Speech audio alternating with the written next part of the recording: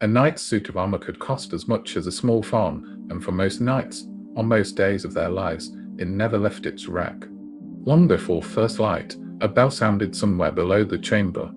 The room was cold enough that breath hung visible over the bedclothes.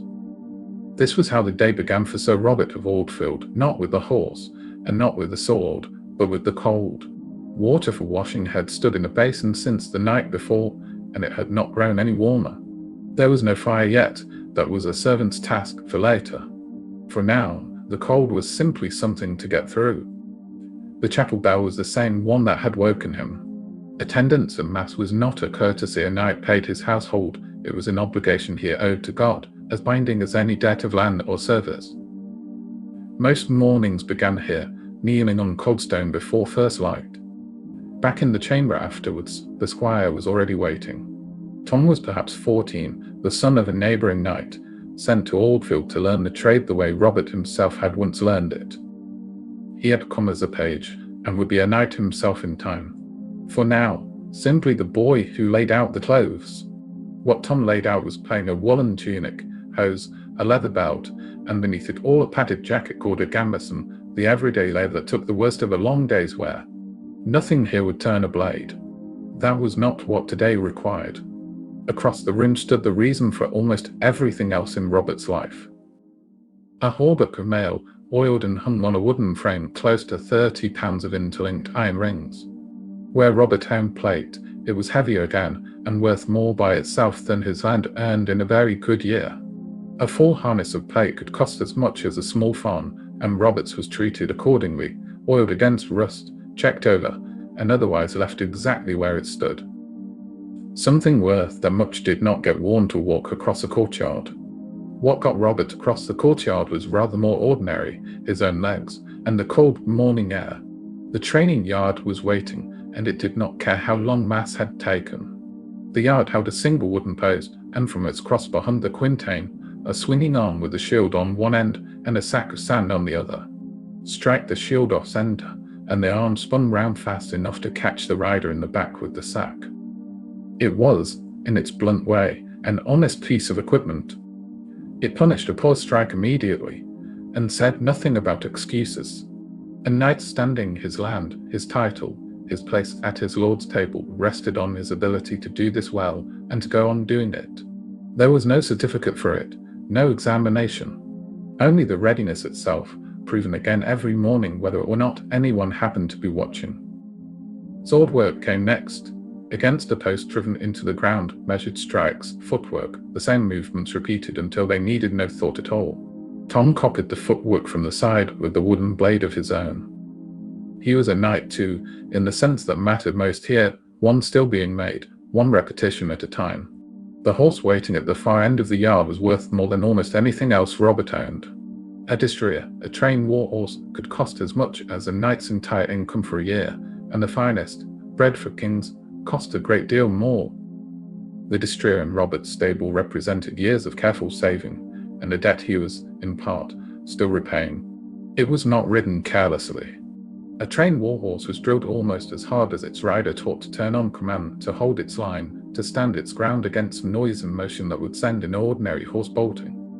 Robert worked it at a controlled gallop along the yard's edge, then walked it cool, as he did most mornings, war or no war. The body underneath all this discipline was not a young man's any longer. An old fall, years before, had left a shoulder that still announced itself in cold weather, and cold weather was most of the year. Staying battle ready was never a single effort. It was a debt that came due again every morning, regardless of how the previous morning had gone. By mid-morning the yard's business was done, and a different kind of work was waiting, one that had nothing to do with swords at all. In a small room off the hall, the bailiff had the accounts laid out, rolls of parchment recording rents owed, rents paid, and rents not yet paid at all. His name was Adam, and he had managed Aldfield's land for longer than Robert had held it. Between the two of them, they knew the manor's finances better than anyone alive, including, on a bad week, the Lord Robert answered to. Robert held Aldfield as what was called a knight's fee, land granted to him in exchange for military service, traditionally 40 days a year, owed upward to the lord who had granted it. By Robert's time, That obligation was just as likely to be paid in coin as in service, a payment called scutage, literally shield money, handed over instead of riding to war. Whether he fought or paid, the debt was the same. Land came with strings attached, and the strings ran all the way to the king. The accounts could wait a little longer. Outside, in the yard before the hall, 2 of Robert's tenants were waiting too, and they were not waiting patiently. This was the manorial court, and Robert was its judge not as a favour to his tenants, but because the right to hold court was itself part of what his land was worth. A man named Howe claimed his neighbour's pigs had broken into his field and ruined a strip of barley before the harvest. The neighbour, Edwin, denied it loudly enough that the whole yard could hear him. Voices rose.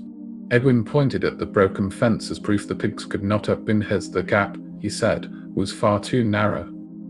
Howe pointed at the trampled barley as proof they had managed it anyway. For a moment, it looked as though the argument might come to blows in front of the hall. Robert did not raise his voice at all. He sent for the man who had built the fence 3 years before.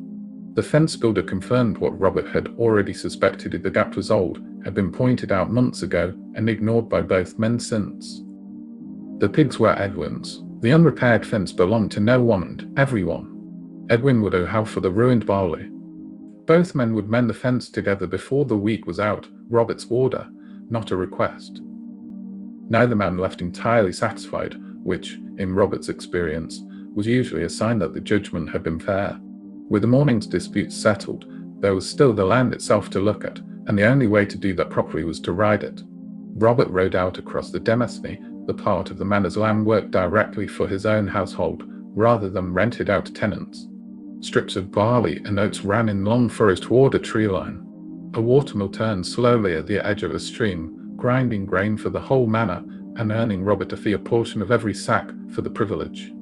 At the boundary with the neighbouring lord's land, a half-buried stone marked where Aldfield ended. Robert dismounted it and checked it was still where it should be.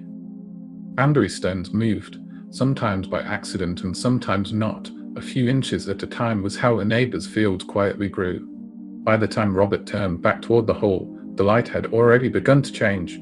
The afternoon belonged to the hawk. A merlin sat hooded on a glove carried by one of the household servants, waiting for open ground. Hawking looked like sport, and in part it was, but it doubled as practice, for reading ground, judging distance, and managing a horse one-handed. All of it useful, if war ever came. Near the river, the hawk was unhooded and cast off. It rose, circled once, and dropped, a small dark mark against the sky, then gone. What it brought back would be on the table that evening, one small part of a meal that came from the manor's own land in almost every other respect too. By the time the light failed completely, the hall was already filling. The evening meal was not just food, it was the manor's hierarchy, laid out on tables for anyone to read. Robert sat at the high table, nearest the hearth, with the best of what the kitchen had managed spread serving as a plate beneath the meat, a jug of ale within reach. Further down the hall, servants and the chaplain ate well enough, but differently, where a person sat said everything about their place at Aldfield. The chaplain said grace before anyone touched the food, as he did every evening. Talk at the high table turned, as it often did, so the dispute over the pigs, the state of the boundary stone, a horse that had thrown a shoe. None of it was the stuff of songs. Most of a knight's life, it turned out, was not. The chapel bell sounded once more before the whole properly settled for the night. Vespers was shorter than the morning's mass, and quieter, few people, less light, the day's business already behind everyone in the room. For Robert, it closed the day the way the bell had opened it, a fixed point, repeated without fail, regardless of what else had happened in between. Whatever else had changed since dawn, this had not. Before anyone slept, the watch was set. Aldfield was not under threat, there was no enemy within 50 miles, and there hadn't been in Robert's lifetime. But a manor gate left unwatched was an invitation, threat or no threat, and so 2 men took up positions by the gatehouse with the small fire. On a quiet manor, readiness was mostly a habit nobody thought to question. In his chamber, Robert banked the fire himself rather than wait for a servant. Tom had already gone to his own corner of the household. The wooden practice sword leaned against the wall where it would wait for tomorrow. Across the room, the hauberk stood on its frame exactly where it had stood that morning, oiled, ready and entirely undisturbed. Tomorrow the bell would sound again before light, and the day would begin in more or less the order it always had. The yarnel would still be there. It usually was.